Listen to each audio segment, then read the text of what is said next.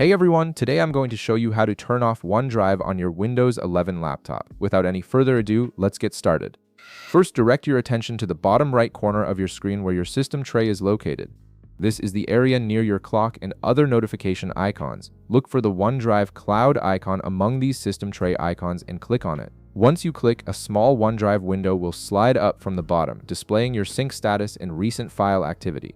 Now, to disable OneDrive, look at the top right part of this OneDrive window. You'll notice a gear icon there. Go ahead and click on this gear icon to access OneDrive settings and options. This will open a context menu with several choices for managing your OneDrive experience.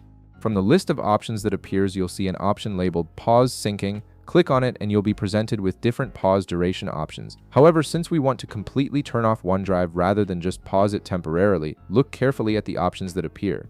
You'll see an option that says Quit OneDrive. Click on this option. This is an important step because choosing Quit OneDrive will stop the OneDrive sync process entirely on your laptop.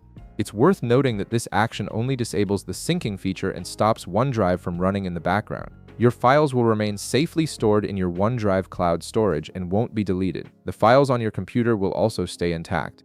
If you ever need to access your cloud files again or want to re-enable syncing, you can simply start OneDrive again from your Start menu. You can then enable the sync option from the same gear icon menu we just used.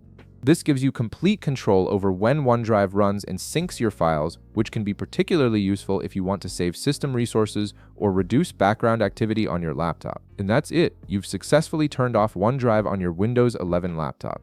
If this video helped you out, be sure to leave a like, subscribe, and I'll see you in the next one.